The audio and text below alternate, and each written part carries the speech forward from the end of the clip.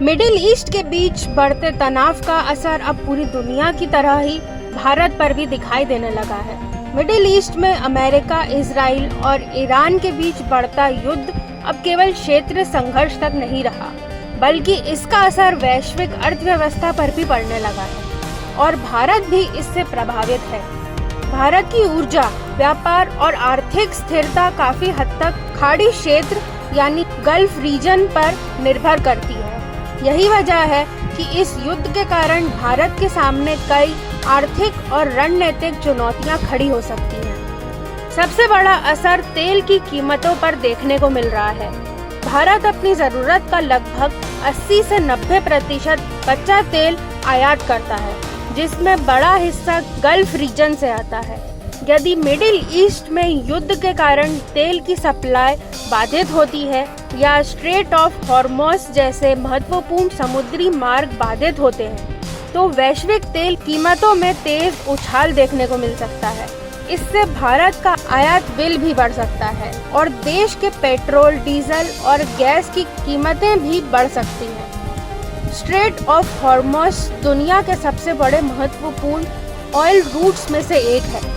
वहीं से भारत के क्रूड ऑयल और एलपीजी की बड़ी सप्लाई जुड़ी हुई है। दूसरा बड़ा असर है महंगाई का खतरा। ग्लोबल ऑयल की कीमतें बढ़ती हैं तो उसका सीधा असर ट्रांसपोर्ट कॉस्ट, फ्यूल बिल और रोजमर्रा की चीजों की कीमतों पर पड़ता है। हाल के दिनों में गल्फ क्राइसिस के बीच तेल की कीमतें लगभग $100 पर बैरल के आसपास पहुंचने की खबर आई है, जिससे इन्फ्लेशन प्रेशर बढ़ने का डर है। तीसरा असर दिख रहा है एलपीजी और इंडस्ट्रियल फ्यूल सप्लाई पर। हालिया रिपोर्ट के मुताबिक भारत में एलपीजी की सप्लाई पर दबाव बढ़ा है और सरकार ने लोगों से पैनिक बुकिंग न करने और जहां हो सके वहां पाइप्ड गैस अपनाने की अपील करी है। कुछ इंडस्ट्रीज, खासकर स्टील सेक्टर, फ्यूल शॉर्टेज की वजह से रिड्यूस्ड कैपेसिटी पर काम करने की बात भी कर रही है। और चौथा असर है शिपिंग और ट्रेड रूट्स पर।